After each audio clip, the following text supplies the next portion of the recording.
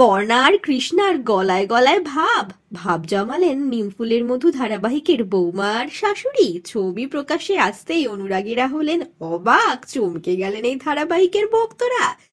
আপনাদের সবাইকে স্বাগত সিনে গসিপে। জাঁকিয়ে শীত পড়েছে।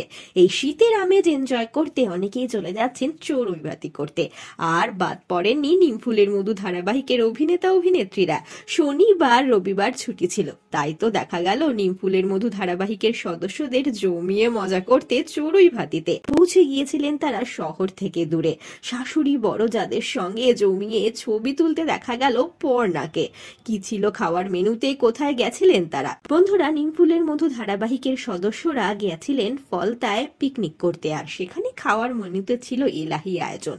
তোপসে মাছের ফ্রাই থেকে শুরু করে বিভিন্ন কাবাব, মাটন থেকে শুরু করে আরো অনেক কিছু জানালেন এই ধারাবাহিকের নায়িকা পল্লবী শর্মা। বন্ধুরা, অভিনেত্রী পল্লবী জানিয়েছেন, হ্যাঁ, অনেকদিন পর পিকনিকে গিয়েছিলাম, খুব মজা হয়েছে।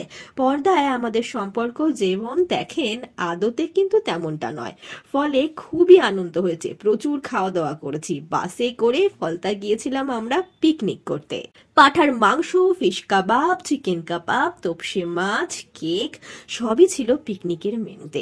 সিরিয়ালে শাশুড়ি কৃষ্ণা ওরফে অরিজিতা মুখোপাধ্যায় এবং বৌমা পর্ণা ওরফে পল্লবীকে দেখা গিয়েছে একে অপরের বিপরীতে, তবে বাস্তবে কিন্তু তাদের সমীকরণটা একেবারেই আলাদা।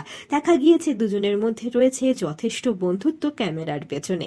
দেখা গেল বিভিন্ন পোজে ছবি তুলে নিতে শাশুড়ি আর বৌমা এবং নিমফুলের মধু ধারাবাহিকের দত্ত পরিবারের সদস্যদের। আপনারা দেখছেন নিমফুলের মধু ধারাবাহিকের অভিনেতা অভিনেত্রীদের জমজমাটি পিকনিকে মজতে। বিনোদন জগতের আরো অনেক খবর নিয়ে জলদি আমরা ফিরছি, জুড়ে থাকুন আমাদের সঙ্গে। আমরা হলাম সিনে গসিপ, জুড়ে থাকুন আমাদের সঙ্গে, সাবস্ক্রাইব করুন আমাদের এই ইউটিউব চ্যানেলটি।